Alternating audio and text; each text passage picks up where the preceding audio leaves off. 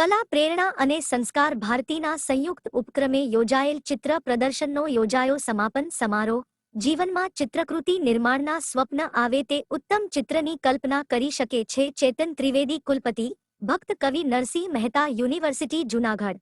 જૂનાગઢ શહેરના red cross society hall ખાતે કલા પ્રેરણા સંસ્થા અને સંસ્કાર ભારતીના સંયુક્ત ઉપક્રમે 64 જેટલા પેઇન્ટિંગ કલાના કલાકારો દ્વારા 144 જેટલા વિવિધ પ્રકારના પેઇન્ટિંગ ચિત્રો પ્રદર્શિત કરવામાં આવ્યા હતા।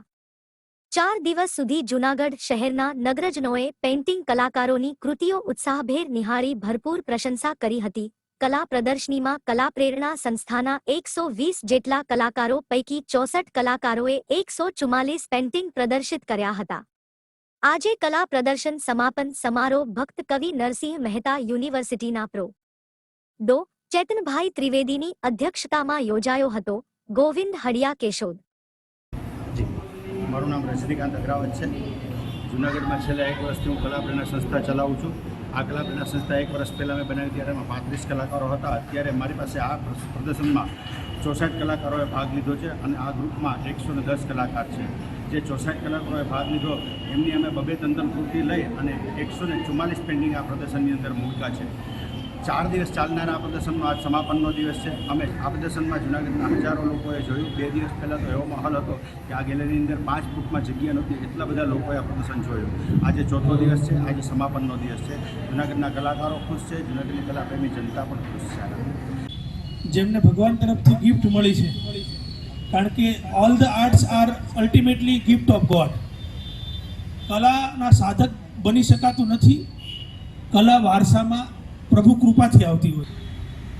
મને આનંદ એ વાતનો છે આ કાર્યક્રમ થકી જૂનાગઢના કલાકારોને પોતાની કલા પ્રદર્શિત કરવા માટેનું પ્લેટફોર્મ પૂરું કરવામાં આવ્યું। પેઇન્ટિંગની કિંમત કોણ છે, કેટલામાં પેઇન્ટિંગ વેચાવું કે વેચાય એનું બહુ મહત્વ નથી, પણ તમારી કરેલી કલાનો કોઈ કદરદાન મળે છે જ્યારે ત્યારે એનો કલાકારને આનંદ હોય છે। સર્જનની પરિકલ્પના ન હોવાથી થાય છે। નવા કાવ્યનું સર્જન પણ તમારું કાવ્ય ભૂલાય ત્યારે થતું હોય છે। એમ આ તમારું પેઇન્ટિંગ જ્યારે વેચાશે અથવા તમે કોઈને આપશો તો નવું પેઇન્ટિંગ બનાવશો અને કલાકારમાં ધીમે ધીમે સજ્જતા આવે છે, એની ધાર ખીલતી હોય છે, એના કલરોમાં 7 રંગ પુરાતા હોય છે। તમારું એક પછીનું બીજો, બીજા પછી ત્રીજો, તમારું જેમ પેઇન્ટિંગ કરતા જશો એમ એમ તમારા પેઇન્ટિંગની ગુણવત્તા, એનો થીમેટિક એપ્રોચ, મેં આજે જોયું મોડર્ન આર્ટ હોય, થ્રેડ વર્ક હોય, વોટર કલર વર્ક હોય, આ જુદા જુદા પ્રકારના તમામ પ્રકારના પેઇન્ટિંગ્સ આજે આપણે આ હોલમાં કર્યા છે। ત્યારે હવે યુનિવર્સિટી દ્વારા પણ જ્યારે કોઈ મોટા પ્રકારનો કાર્યક્રમ હોય, ખાસ કરીને કોન્વોકેશન કે એવું, એ સમયે પણ આપણે આ બધા ચિત્રકારોને આમંત્રિત કરવા જોઈએ। અમે તમને ગેલેરીને પેશ આપીએ અને જે શહેરમાં કલા, સંસ્કૃતિ, સંગીત, સાહિત્ય, નૃત્યની આરાધના થતી હોય એ શહેરમાં સાંસ્કૃતિક વાતાવરણ ઉત્તમ પ્રકારનું હોય, એ શહેરનું શિક્ષણ છે એ શિક્ષણ હોય, એ શિક્ષણ એ કલ્ચર હોય। ભાવેશભાઈ, તો શિક્ષણને કલ્ચર બનાવવું હોય તો કલા, સાહિત્ય, સાધનાની ઉપાસના કરવી જોઈએ।